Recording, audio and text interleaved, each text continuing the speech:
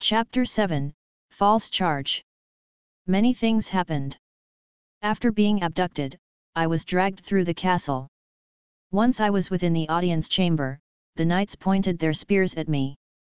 Inside we have a pair made of an ill-mannered king and his minister, as well as Main, Itsuki, Ren, Motoyasu, along with their respective merry companions, were also gathered here.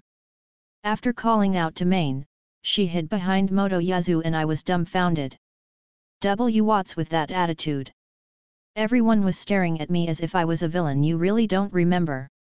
Motoyasu cross-examined me with an imposing posture. What in the world was his problem? Remember what? Wait a section. That chain mail.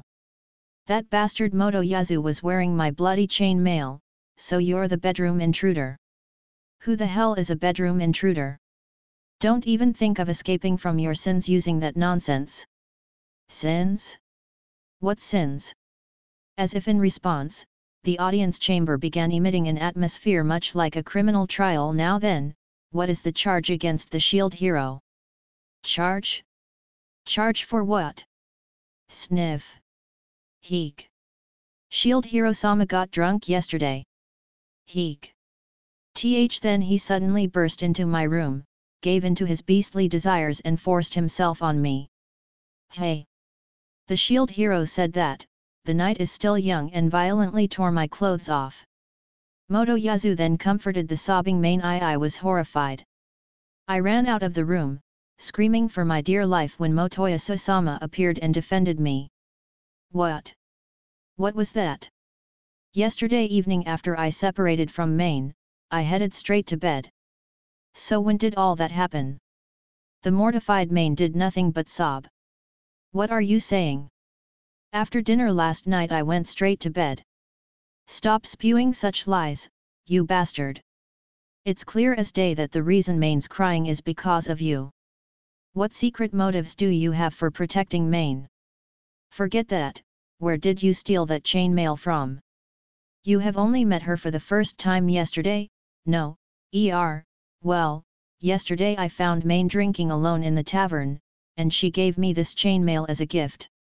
Hey! That was mine no matter how you looked at it. Of course, there's the possibility that it was bought by Main with her own pocket money, but Motoyasu got one right when mine disappeared. This was all too suspicious. Motoyasu's story was full of shit. I had to convince the king of that. Right. Your Highness. My bedroom was raided and everything inside was stolen except for this shield. Please arrest the culprit. Silence, you fiend. The king flatly declared and ignored my plea. You brutally committed rape against my dear countryman, villain. If you weren't a hero, I would have executed you on the spot.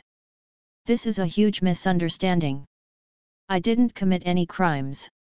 Unfortunately, everyone here had already judged me guilty before the trial had even begun. I could feel my blood boiling and my fury rising. What the hell? What the hell is this? What the hell is this shit? I don't recall any of this crap, so why should I be abused like this? I locked eyes with Main while trying to convey my plea for help. In response, Main mirthfully stuck her tongue out while everyone was focused on me. Main mirthfully stuck her tongue out. That was when I realized it. I glared at Motoyasu. I could feel a deep, dark emotion swelling up from within me, seeping into my guts. You fiend! You must have thrown away your clothes and money to create an alibi for your crimes.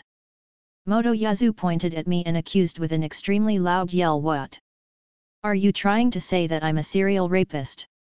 Motoyasu shielded Main with his body, trying to uphold his fake heroic act. Don't fuck with me. I've already spent all of my money to gear up my comrade. It seemed that Main, who originally intended to be Motoyasu's companion, plotted this beforehand. Since I was the loser who could only use a shield, I bought her all of the good equipment. And after acquiring everything she wanted with her sweet flattery, Main then ditched me and stole the rest of my money. She later came back crying to the king, acting like the victim, and driving me into ruin. This is so messed up. Ever since the beginning, Main had always called me by my title, Yuusha-sama, while she called Motoyazu by name. If this wasn't enough evidence, then what is? Does that mean this world only needs one hero? Even after coming to a parallel world, I still have to put up with this garbage of an associate. Yeah, I guess, but I hold no sympathy towards you. Ren didn't hesitate to condemn me as guilty. I see. So everyone here was in on the conspiracy from the very beginning. Since I used a shield, since I was weak, and since I didn't know anything, they had already intended to get rid of me because I was nothing more than dead weight to them. Cheap bastards. No matter where I go, these types of filthy maggots always pop up.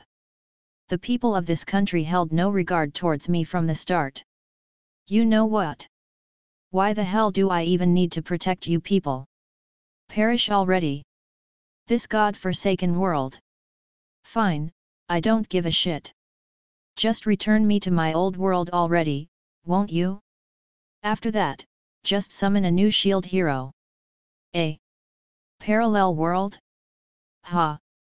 I wouldn't even want to come here in the first place if I knew this kind of shit would happen. Running away when it's inconvenient? What filth! I suppose you're right. But as long as I fulfill my obligations properly, then a few forceful relationships with women shouldn't be that much of a problem. Go home, be gone. I refuse to accept this kind of trash as a fellow hero. Ren, Motoyazu, and Itsuki glared at me with bloodlust. It was a fun experience, I suppose, being in a parallel world. Yet it was all ruined by this jerk. Okay. Now send me back to my old world already. Then, the king groaned as he held his head. Unfortunately, there isn't a known method to send heroes back to their own worlds. Even if we wanted to resummon new heroes, all of the current ones would first need to perish. Why? What the? It's got to be a lie. The other three heroes, bewildered, responded in unison. There's no magic that could return us to our old world? Then I can't go back home now. Don't fuck with me, give me a proper explanation. I violently shook off the knight's restraint. Hey! Stop resisting. Let me go. One of the knights hit me. Gah! A nice sound was heard, but it felt kind of ticklish rather than painful. I quickly punched that knight back, but instead of hurting him, my hand grew numb instead. So, king? What's my punishment? I asked as I held my hand, waiting for the numbness to pass. Right now, you shall not receive any discipline due to your value as our trump card against the incoming wave. However, we will spread the rumors of your crimes to the citizens. That will be your punishment.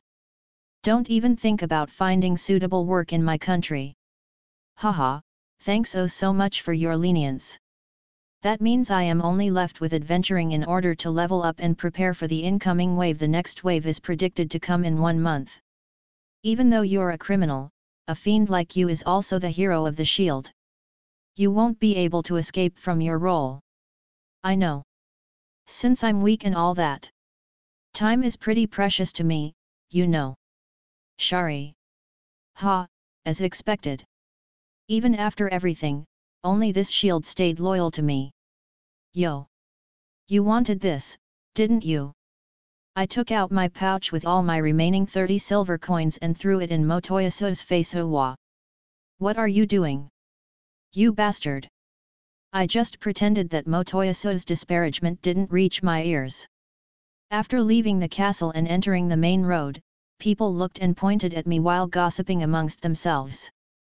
Really, word sure travels fast. Isn't that just amazing? Whatever, everything already looks hideous in my eyes. That's why I'll only place my trust in cold hard cash, and nothing else. So now the curtain of my new adventuring arc rose in the worst possible way.